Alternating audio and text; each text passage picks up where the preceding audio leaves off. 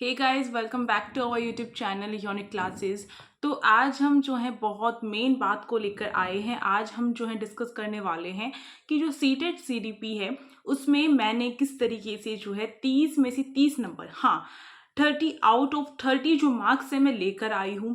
क्या स्ट्रैटेजी मेरी रही, कौन सी टिप्स रही, मैंने क्या क्या चीज़ें फॉलो की, वो सब कुछ आज मैं आपको जो हूँ इस वीडियो में बताने वाली हूँ। कौन कौन से इंपॉर्टेंट टॉपिक है जो आपको करने चाहिए सीडीपी के लिए, वो सारी बातें आज की इस वीडियो में मैं आपको बताने वाली हूँ।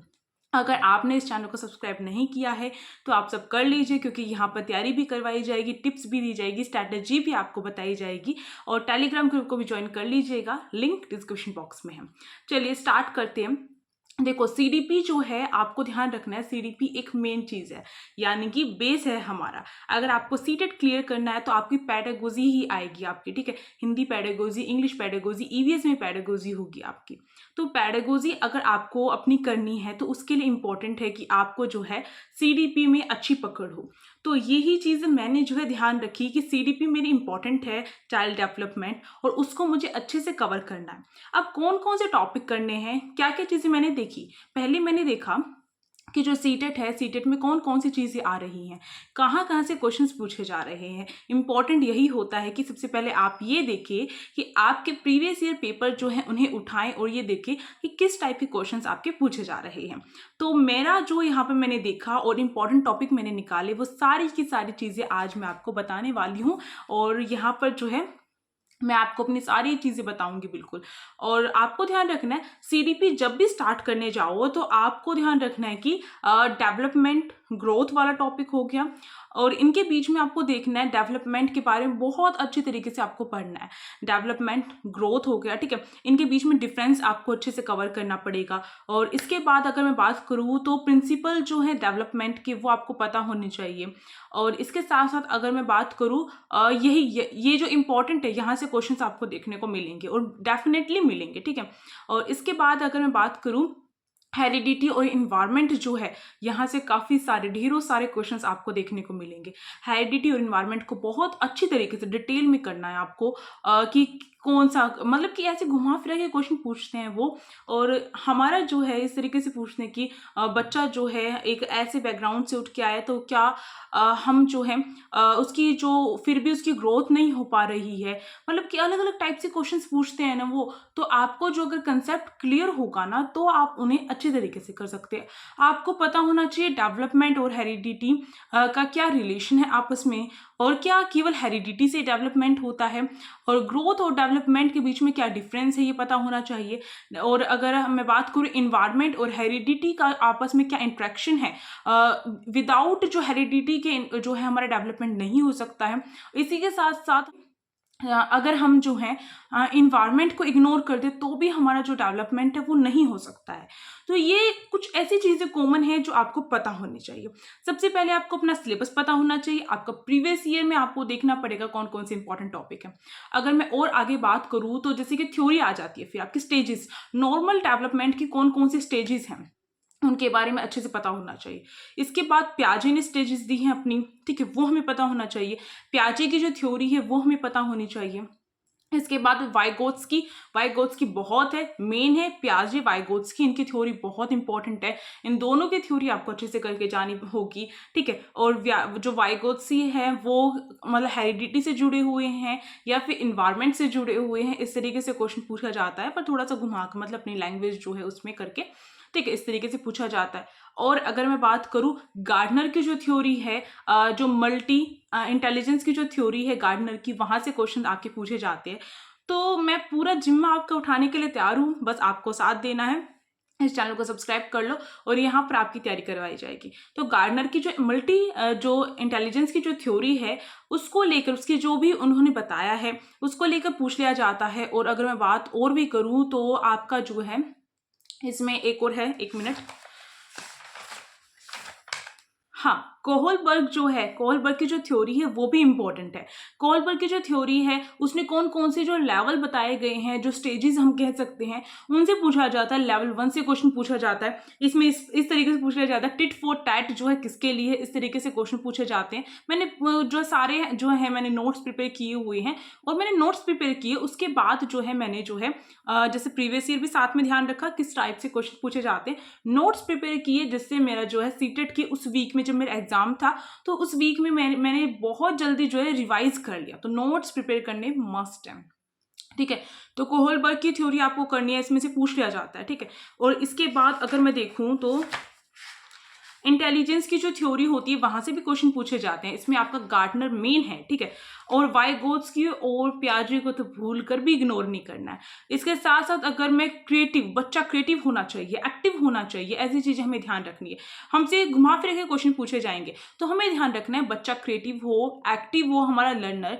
इसके साथ साथ कंस्ट्रक्टिविज्म की जो थ्योरी है वो पता होनी चाहिए आपको, कि बच्चा जो है कुछ ना कुछ कंस्ट्रक्ट करे। ऐसा नहीं है कि टीचर ही मेन हो वहां पर। जो चाइल्ड है, चाइल्ड सेंटर्ड जो हमारी एजुकेशन है वो होनी चाहिए, इस तरीके से।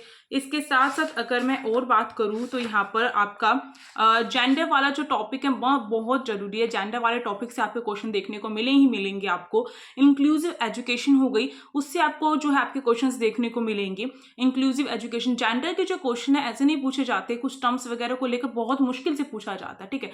मेन होता है हमें घुमा फिरा कर पूछा जाता है, फिर हमसे पूछा जाता है ये जो है कौन सा है, और वो जेंडर डिस्क्रिमिनेशन निकल के आता है। तो आपको पता होना चाहिए, उसके टर्म्स भी पता होना चाहिए अच्छे तरीके से जेंडर की, क्योंकि हमें कुछ ऐसे सिचुएशन दे दी जाती है, फिर हमसे ऑप्शन में पूछा जाता है कि ये कौन सा है, तो हमें पता होना चाहिए कि जेंडर के अंदर भी उसके कुछ ऐसे टर्म्स हैं जो हमसे पूछ ली जाती है, तो वो भी चीज़ आपको पता होनी चाहिए। तो मतलब कि इतना कुछ हार्ड नहीं है सीडीपी करना। सीडीपी करना अगर मैं कहूँ इंटरेस्ट लेके करो। साथ ही साथ मैंने क्या ध्यान रखा कि मेरे आसपास जितने भी छोटे बच्चे हैं मैंने उनके अंदर जो है ये मतलब अपनी लाइफ में खोकर पढ़ने के बाद आप ये देखेंगे कि आप जो है मतलब कब कर जाते हैं पता नहीं चलता है। तो आपको ध्यान रखना है कि कभी जो स्टेज आती है तो उसमें उसके जो भी करेक्टरिस्टिक्स हैं वो आपको अपने आसपास के जो बच्चे हैं उनमें देखने की कोशिश करनी है। और हाँ, ये चीज़ें हैं बच्चों के अंदर, वो सारी चीज़ें हमें मिलती हैं, तो ये चीज़ें भी करके आप ट्राई करके देख सकते हैं। इसके साथ अगर मैं बात करूँ तो हमारा जो एनसीएफ है, एनसीएफ बहुत इंपॉर्टेंट है। 2005 का भी एनसीएफ पूछा जाता है, 2022 का भी लेटेस्ट जो एनसीएफ है उससे भी क्वेश्चन देखने को मिलते हैं। इसके साथ साथ एनईपी 2020 की जो एनईपी है वो पूछी जा रही है, काफ़ी इंपॉर्टेंट है ये आपका। सीईसी हो गया आपका, ठीक है। जो कॉन्टिन्यूअस जो आपका है सीईसी वो भी बहुत इंपॉर्टेंट, वहां से क्वेश्चन पूछे ही जाते हैं आपके, मस्ट हैं, ये तो बहुत इंपॉर्टेंट है। इंक्लूसिव एजुकेशन को बिल्कुल भी इग्नोर मत करिएगा, 5 नंबर उसी से आपके जो है आपको चुटकियों में मिलने वाले हैं, ठीक है। अगर आप इतना कर लेते हैं ना तो आपको 30 में से 30 लाने से कोई भी नहीं रोक सकता है, सही में कोई भी नहीं रोक सकता है। और कुछ छोटे मोटे टॉपिक जो है वो न्यू ऐड कर देते हैं, वो उनके ऊपर डिपेंड होता है, ठीक है। बट यही जो है सब कुछ मेन है, आसपास यहीं से घूम फिर के आता है। जितना मैंने आपको बताया है ये सीडीपी में 30 में से 30 लाने से आपको कोई भी नहीं रोक सकता है, इससे बाहर कुछ नहीं आएगा। यही है जो टॉपिक है। अगर आप ज़्यादा अंदर घुसने की कोशिश करेंगे, बस आपको ध्यान रखना बच्चा एक्टिव रहे, ठीक है। बच्चा जो है खुद कंस्ट्रक्ट करे नॉलेज को। बच्चा जो है एक जो क्लासरूम है वो चाइल्ड सेंटर्ड क्लासरूम हो। क्लासरूम को लेकर भी क्वेश्चन पूछ लिए जाते हैं कि क्लासरूम में जो है किस टाइप से, कई बार जो है ऐसा होता है कुछ क्वेश्चन पूछ लिए जाते हैं कि टीचर जो है, और ये ध्यान रखना है जब हम क्लास में एंटर करते हैं तो सबसे पहले हम क्या करते हैं, बच्चे की प्रीवियस नॉलेज को चेक करते हैं। और ब्लूम्स की जो टैक्सोनॉमी है वो भी करनी इंपॉर्टेंट है, वो आपको और भी जगह हेल्प करेगी और इसमें भी पूछ लिए जा सकते हैं। तो और प्रीवियस ईयर क्वेश्चंस करना ना बहुत इंपॉर्टेंट है। इसके लिए आप क्या करिए कि लास्ट टाइम के जो भी ऑनलाइन एग्जाम हुए थे उनके जो भी क्वेश्चंस हैं उन्हें उठाइएगा और उन्हें करके देखिए, ठीक है। और अपना मॉक टेस्ट लगाइए। मॉक टेस्ट कैसे लगाएंगे, कुछ जो एप्स वगैरह हैं वहाँ पर मॉक टेस्ट होते हैं, मैंने भी मॉक टेस्ट देकर देखे थे। और मैंने देखा कि जब मैंने फर्स्ट टाइम मॉक टेस्ट दिया तो उसके बाद मेरा लगातार जो है मैं जो हूँ अपना जो है कमी देख रही हूँ, उसके बाद मैं उस पर जो है अपना टाइम दे रही हूँ, उसके बाद मैं जो हूँ जितने पहले नंबर थे उससे इंक्रीज होकर ही मुझे मिल रहे हैं। तो आपको यही चीज़ देखनी है मॉक टेस्ट में। एक तो हम टाइम मैनेज करना सीख जाते हैं, दूसरा हम ये सीखते हैं कि किस तरीके से हम क्या कर सकते हैं, अपने कमियों को दूर कर सकते हैं और आप जो है उससे आपको कुछ टॉपिक्स भी और पता चलते चले जाते हैं। तो मॉक टेस्ट अगर आप लगाएं तो मैं कहूँगी प्रीवियस ईयर भी करने हैं, मॉक टेस्ट भी करना है, तो मैं कहूँगी प्रीवियस ईयर जो पेपर है ना उन्हीं को आप जो है मॉक टेस्ट के तौर पर यूज़ कीजिए। मैंने भी यही चीज़ फॉलो की, इससे मेरे प्रीवियस ईयर भी कंप्लीट हो गए, मॉक टेस्ट की जो प्रैक्टिस करनी थी वो भी कंप्लीट हो गई। और मॉक टेस्ट कब लगाइएगा? जब आपका जो है आधा महीना बच जाए, ठीक है, या फिर 1 महीना बच जाए, उस टाइम पर आपको लगाना है। तो मतलब अभी तो टाइम है, बट अगर कोई बाद में वीडियो देखेगा तो मैं यही कहूँगी 15 दिन पहले या फिर आपको जो है 1 हफ्ते पहले तो मॉक टेस्ट जरूर करने चाहिए।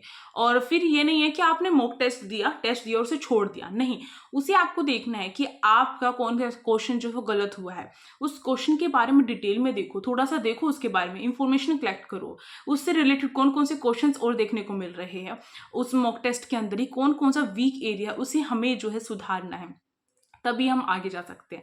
तो भाई यही थी मेरी स्ट्रैटेजी, यही थी मेरी टिप्स, और मैंने सही में जो भी मेरा बिल्कुल एक्सपीरियंस है मैंने आपको बताया है किस तरीके से आपको तैयारी करनी है। आई होप आपको इससे जो है हेल्प मिलेगी, आप इन सारी टिप्स को फॉलो करेंगे। तो अगर आपको ये वीडियो अच्छी लगी तो आप इस वीडियो को लाइक कर सकते हैं, शेयर कर सकते हैं, और कमेंट बॉक्स में जो है लिंक है हमारे टेलीग्राम ग्रुप की, उसे भी आप ज्वाइन कर सकते हैं। और सिलेबस देखना है अगर आपको सीटेट का, एसएसटी का या फिर सीडीपी का तो इसी में हो गया है, तो आप क्या कर सकते हैं, हमारे चैनल पे विजिट करके देख सकते हैं। अब जो है हम मिलेंगे नेक्स्ट वीडियो में, और मैं आपको अपनी इसी तरीके की जो स्ट्रैटेजी है जो मैंने सही में अपनाई है उन सबको आपके साथ शेयर करूंगी। इसके साथ साथ हमारे चैनल पर आप सभी के लिए क्लासेस स्टार्ट की जाएंगी। तो अगर आपको वीडियो अच्छी लगी तो फिर से like, share and subscribe. Thank you for watching this video.